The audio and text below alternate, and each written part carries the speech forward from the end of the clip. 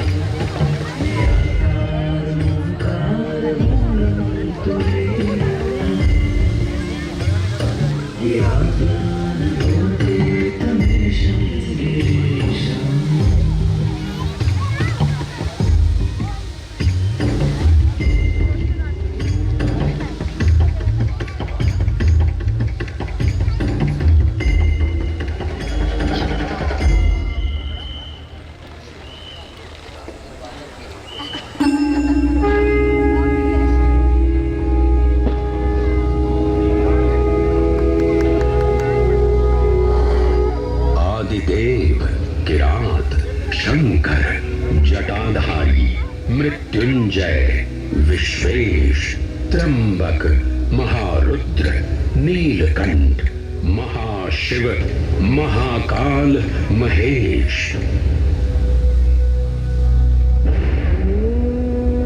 महाकाल जिनके उद्गम से उत्पन्न होती सृष्टि की लय,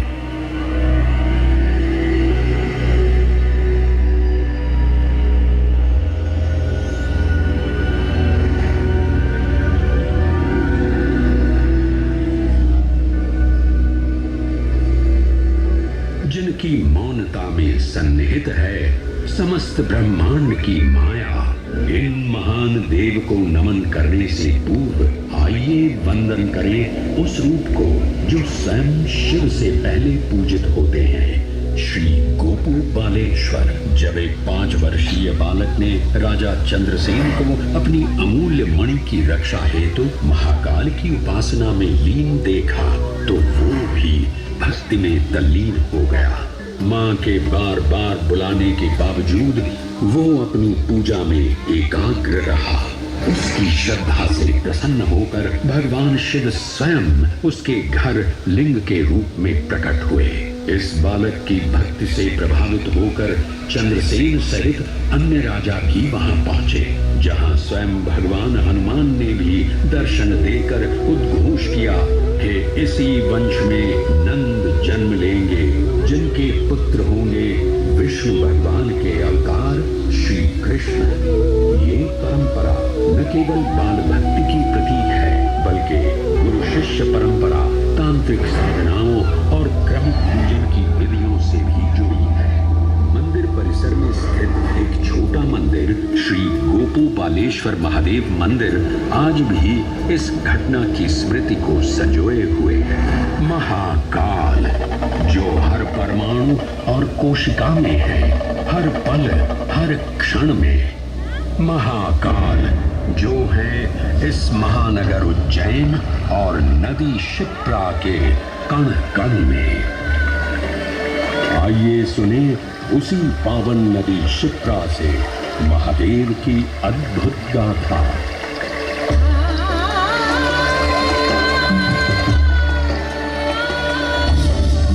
भगवान विष्णु के अवतार वराह हृदय से उत्पन्न मैं पवित्र पावनी शिप्रा।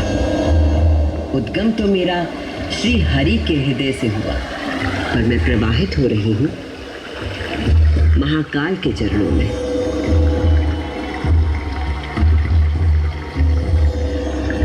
पुराणों में मुझे कई नाम प्रदान किए गए हैं, जवर्धनी, पापधनी, अमृत संभवा और शिप्रा।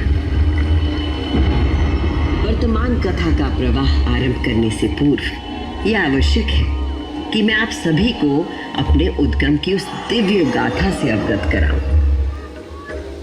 जिसे जानकर आप अचंभित हो जाओगे।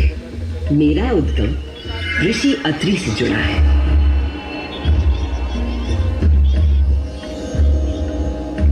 जो सप्त ऋषियों में से एक है। जब ऋषि अत्रि ने उज्जैन में 3000 वर्षों की कठोर तपस्या पूरी की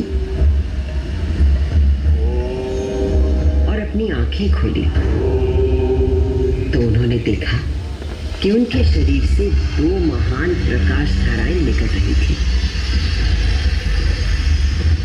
पहली धारा आकाश की ओर गई और कहा जाता है कि वो चंद्रमा में परिवर्तित हो गई।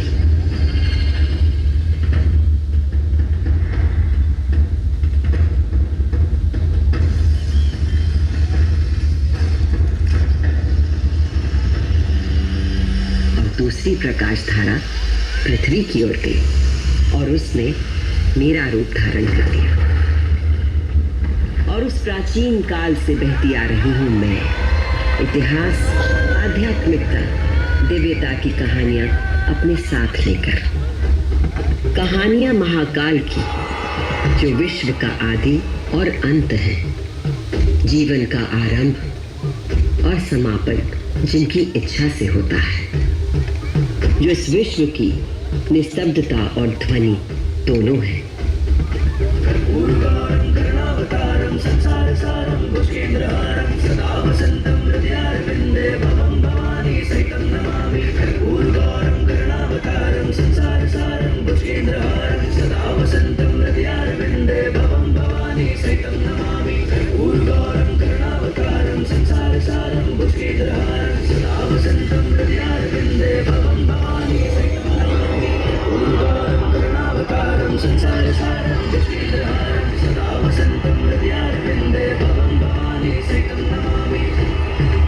महाकाल की महागाथाएं इतनी विस्तृत हैं कि वे काल और अंतरिक्ष की सीमाओं को पार कर सकती हैं। और आज मैं आपको इन कथाओं का केवल एक संक्षिप्त अंश प्रस्तुत करूंगी, केवल कुछ चुनिंदा मोती। समस्त सृष्टि महाकाल की अद्वितीय चेतना का संचार है, परंतु जिसके हृदय में स्वयं महाकाल की दिव्य चेतना प्रवाहित होती है, वही है मेरे तट पर स्थित उज्जैनी। स्कंद पुराण में अवंती खंड के अनुसार अवंतिका यानी उज्जैन में सप्त सागर के अस्तित्व के बारे में बताया गया है, जिनमें से एक है रुद्र सागर।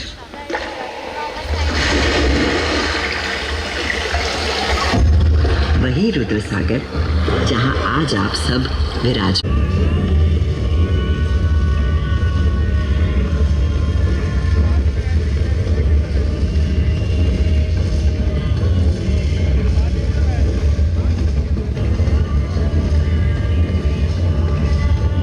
वाघ जब अपनी पराकाष्ठा तक पहुंच गया तो दोनों अपने अपने दिव्यास्त्र लेकर आपस में युद्ध करने के लिए तैयार हो गए। स्वर्ग में हाहाकार मच गया।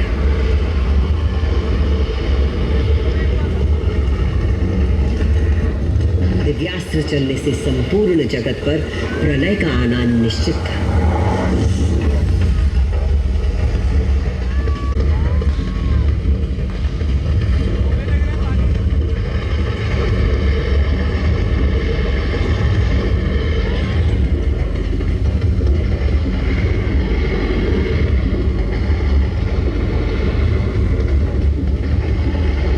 को उनके प्रकोप से बचाने के लिए और इन दोनों के विवाद को रोकने के लिए भगवान शिव को माया रचनी पड़ी। और अकस्मात अग्नि की ज्वालाओं से लिपटा हुआ एक महान अग्नि स्तंभ आकर स्थापित हो गया, जिससे दोनों देवताओं के दिव्यास्त्र स्वयं ही शांत हो गए।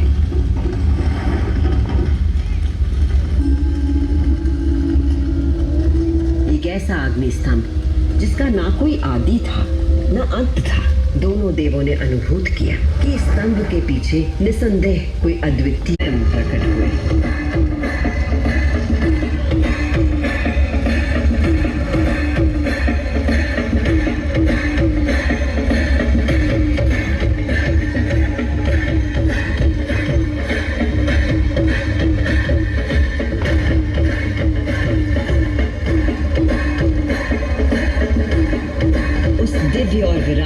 के पंचमुख थे और प्रत्येक मुख में 3-3 नेत्र प्रकाशित हो रहे थे। उनके भाल पर चंद्रमा का मुकुट था और मस्तक पर जटा। उनका कंठ नीला था और उनकी 10 भुजाएं थी। उनके अंग समस्त आभूषणों से सजे थे। उनके मस्तक पर भस्म का त्रिपुंड था।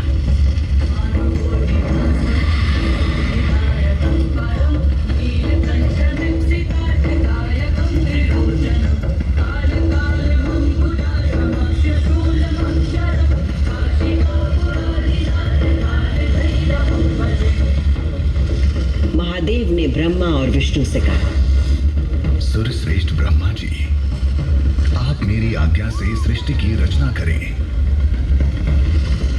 और सुरश्रेष्ठ विष्णु जी, आप चर अचर जगत का पालन करें। मैं ही सृष्टि का पालन करने वाला और मैं ही सृष्टि का संहार करने वाला हूं।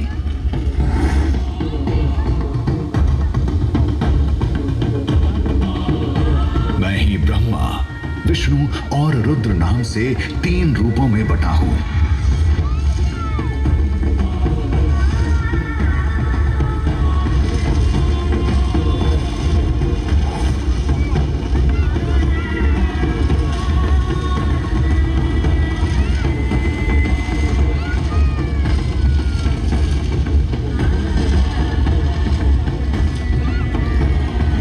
ये कहकर भगवान शिव स्वयं पृथ्वी पर लिंग के रूप में स्थापित हो गए।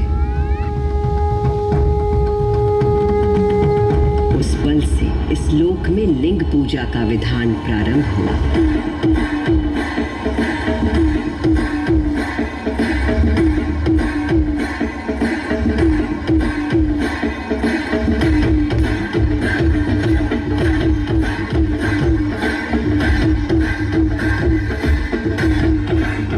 आपने सुनी वो गाथा कि किस प्रकार भगवान शिव ने लिंग का रूप धारण किया। अब मैं सुनाती हूँ उज्जैन में महाकालेश्वर के प्रकट होने की कथा।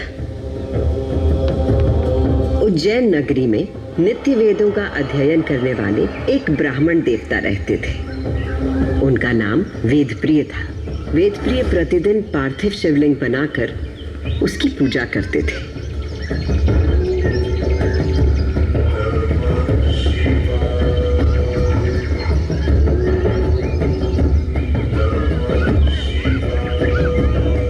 वेदप्रिय के शिव पूजा पारायण और भगवान शिव में आस्था रखने वाले 4 तेजस्वी पुत्र थे। उनके नाम थे देवप्रिय, प्रियमेधा, सुकृत और सुव्रत।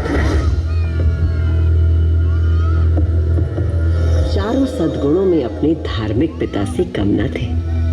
दिनों दिन उनके सद्गुणों में अभिवृद्धि होती रही, जिसके कारण अवंती नगरी उनके ज्ञान के तेज से प्रकाशित होने लगी। उसी समय दूषण नाम का एक असुर प्रजापति ब्रह्मा की उपासना में लगा हुआ था।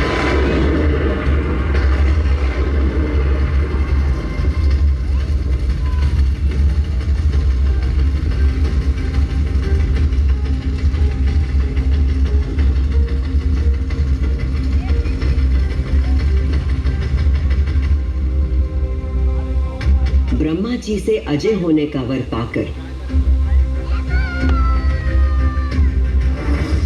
दूषण वेद, धर्म और धर्मात्माओं पर आक्रमण करने लगा।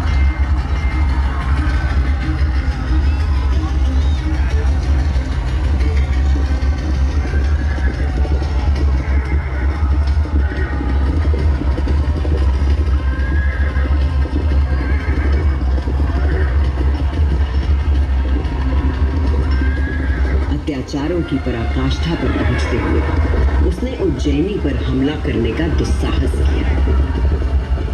उज्जैनी में त्राही त्राही मच गई।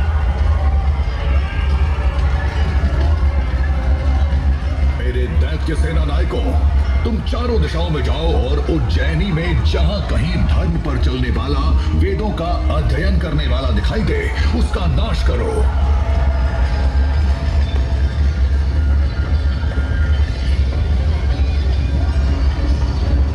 बकासुर से यदि कोई भयभीत नहीं था तो वो थे वेदप्रिय के चारों शिव भक्त पुत्र।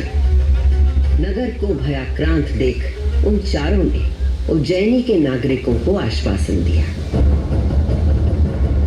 उज्जैनी के नागरिकों, आप सभी अपने भक्तों पर सदा कृपा करने वाले भगवान शंकर पर विश्वास रखें और उनका ध्यान करें। भगवान सबकी रक्षा करेंगे।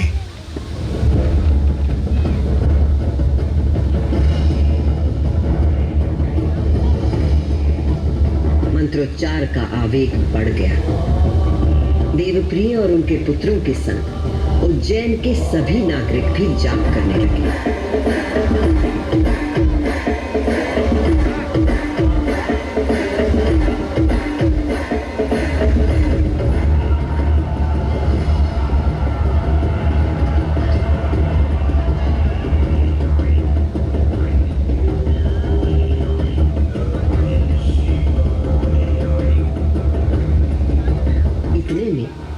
असुर दूषण अपनी सेना के साथ वहां पहुंच गया और उसने वेदप्रिय के पुत्रों को देख अपने सैनिकों को आज्ञा दी। वध कर दो शिव की आराधना करने वाले इन शिव भक्तों का।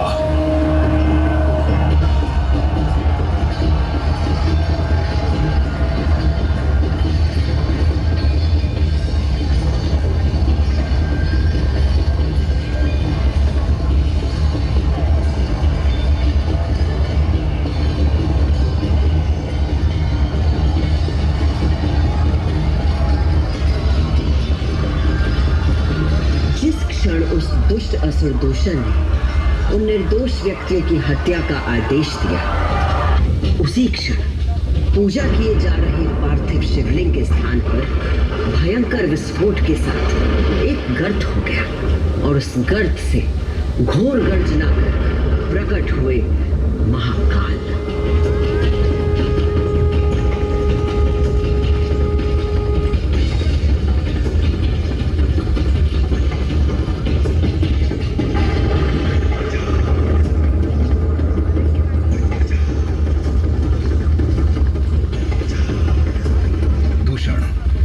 सत्पुरुषों के लिए आश्रयदाता हूं और तुझ जैसे दुष्टों के लिए महाकाल हूं।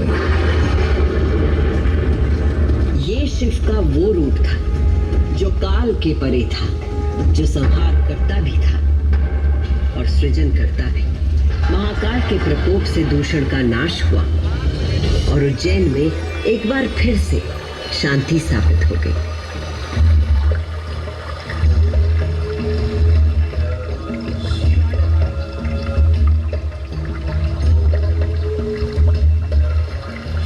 उज्जैनी के लोगों की आस्था से प्रसन्न भगवान महाकाल ने उन्हें वरदान मांगने को कहा। उज्जैन के निवासियों ने भगवान महाकाल को उनके भक्तों की रक्षा करने के लिए उसी स्थान पर सदा के लिए विराजमान होने को कहा। तब देवादिदेव उज्जैन में ही विराजमान हो गए और वहां चारों ओर की एक एक कोस भूमि ज्योतिर्लिंग रूपी भगवान शिव का स्थल बन गई। इस अद्भुत घटना के साक्षी बने समस्त देवता, गंधर्व और ऋषि मुनि। उज्जैन का वातावरण दिव्य ध्वनियों और मंत्रों से गूंज उठा।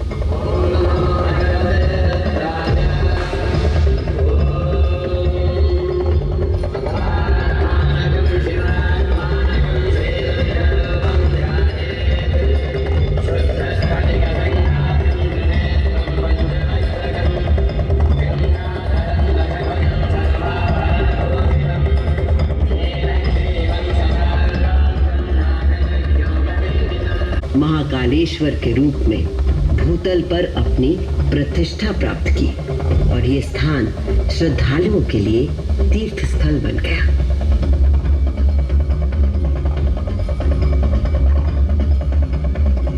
शिव पुराण में 12 ज्योतिर्लिंगों में से एक महाकालेश्वर ज्योतिर्लिंग। यहाँ की भस्म आरती विश्व प्रसिद्ध है।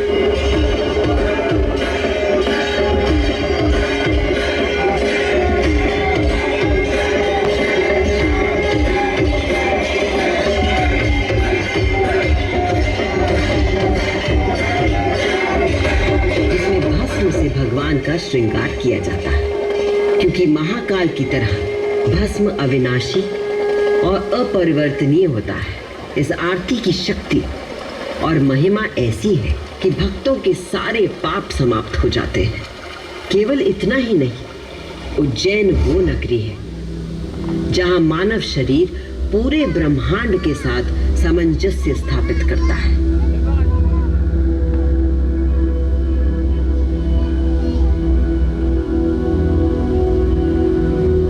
यत् पिंडे तत् ब्रह्मांडे, अर्थात जो कुछ मानव शरीर में है वही ब्रह्मांड में भी विद्यमान। वे दोनों बोल उठे, हे महाप्रभु, आप हमें अपने यथार्थ रूप के दर्शन कराइए।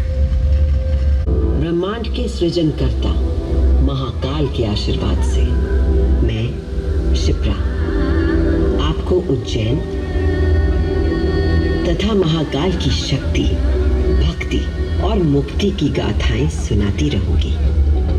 काल का प्रवाह अनंत है, इसलिए जब तक महाकाल है